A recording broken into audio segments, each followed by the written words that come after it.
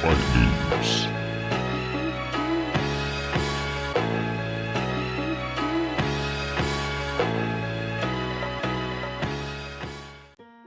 What it is, what it do, what's happening, what's new. It's your boy Hannibal with another Fight News review. Right now, I'm excited, y'all. I'm excited. I know it might not be come off right now, but I'm excited. You know what I mean? We got both the fighters made weight, Charlo and Castano. 154-pound Unification, Undisputed. Who's gonna take it on? This is the fight that we all been waiting on, y'all. This is the real best fighting the best. Now, what y'all think? End of the video. No, I'm just joking. Like, this fight right here, this has all the makings of being a classic. You know what I mean? This is we got Charlo. He is 34-1 with like 18 KOs. Brian Castano is 17-0-1. He got one draw with Lara, who really won that fight, and he got 12 KOs. We are seeing the stop. Everything about this fight says that it could be a classic fight. You know what I mean? I know y'all be like, well, Hammer, you say all the fights gonna be good. Look, I just like the fights, but I do let y'all know which fight's gonna be really, really good. Now this one's gonna be real, real good right here. It should be. This is where you have Charlo, who has been the man at the 154-pound division for years now. He's been the man. He's been holding it down. All right. He has beaten all the who's who. Besides, all right, if you want to say besides J-Rock, Hurd, and Lara, Charlo done beat everybody. All right, he improved his point. So you got him, who is the power puncher. He's a power puncher slash boxer, and he's gonna be going up against Brian Castano, who is he's not known by everybody. Castano is one of these situations where he was an amateur for so long. And he doesn't speak English, so a lot of people don't really know about him. But Castano has a very exciting style. He's a volume puncher and with the pressure, so people don't know what that means. But he throw a whole lot of punches, and he stay in your face. Castano comes up like this. He catches all the punches on his gloves and everything, all right here. And when he gets close, he starts whipping punches and everything. Very exciting style. And then you got Charlo. So you have Charlo, the guy who throws the least but most effective punches against Castano, a guy who throws the most punches with the most volume. This is the style matchup that you're going to see. You know what I mean? And see, this is the situation where it's like where Jermell's like one of those guys. He's always holding his opponent. Nah, Jermell's trying to get you up out of there. You know what I mean?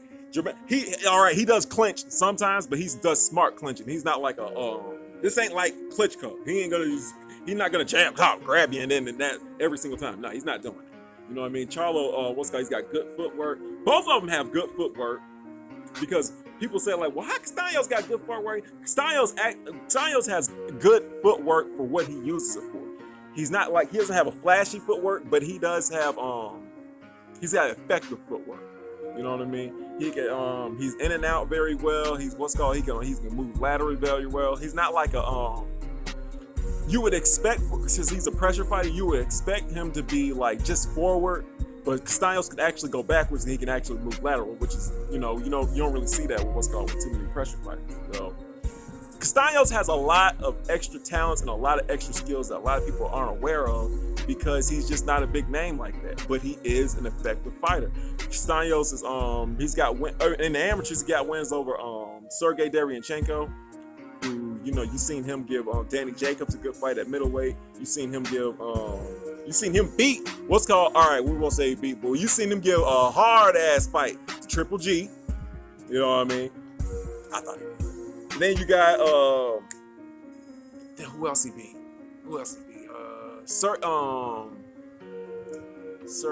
Sergey lost to Jermell Charlo in his last fight. He ain't look that bad though, but Jermell's just like way bigger and he just took care of him. But Castano also beat Earl Spence Jr. And people don't like talking about that. All right, people be like, when you talk about Castano's beating Earl Spence, everybody, the amateurs don't count. But with the Castano's, he let it loose. Real good secret that everybody been hiding. I didn't know he dropped Earl Spence twice in the fight that they talking about. And everybody ain't talking about that. Everybody say he won, but they ain't talking about how he dropped him twice and everything. I ain't know Earl Spence had got dropped twice in the amateurs and everything. I ain't know that. I thought he had just cried in the amateurs when he lost that one time. That's what I thought. I ain't know he was getting knocked. I ain't know he was getting knocked around like Brian Castano. That's new to me. He dropped a little salt. So, Brian, decorated amateur. This is like one of those fights where this is like he's from Argentina. So it's like this is like the biggest fight for Argentina like to happen right now. You know what I mean? The last dude they had that was about to do something was who? You could say probably Maidana when he was about to beat when he tried to beat Floyd, when he had the competitive thing with Floyd. You know, and then maybe you could say I don't know. The last guy, but the dude Manny Pacquiao knocked out. That's about the last Argentina dude we ever seen that to get it to the highest level. So Argentina got to stand up for this one. They was backing him. If you saw them on the weigh-in, they backing him. It was turned up at the weigh-in, so they with it. They got the drums at the weigh-in and everything.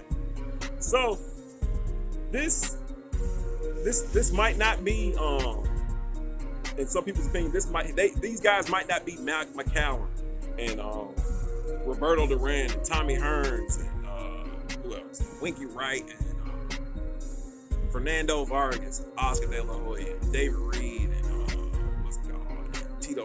Matter of fact, I think this fight has a good chance of being like Tito. Felix Trinidad versus David Reed. This could end up like that. We'll get to that later. But a lot of people say these guys don't stack up to those guys. Yeah, I think they might do because Charlo's big, Charlo's athletic, Charlo is, you know what I mean? He's a great fighter. I mean, we don't throw around the word great a lot, but Charlo he's turning himself into a great fighter. He's got a great resume. He got his team on deck. They doing everything right. You know what I mean? So this is going to be a great fight. Neither of these guys are defensive wizards, so you ain't got to worry about this going to be a whole bunch of holding, a whole bunch of just tippy-tap stuff. This is going to be a real fight. This is going to be this will probably be the most competitive Undisputed match since Katie Taylor versus Pursuit. And those people being like, "Boy, I just seen Taylor and Ramirez." Taylor and Ramirez, we knew. All right, for the boxing people, we knew that Taylor was going to win. Ramirez, only chance was he was going to catch Taylor. You know what I mean? Taylor could box, or he could fight. He got better defense, better football. Everything was better. You know what I mean? So that's what I'm saying. On this level, on this fight, this is a more of a 50-50 fight with these guys being on this highest level. Castano's coming in with the WBO strap. He just won from Patrick Teixeira.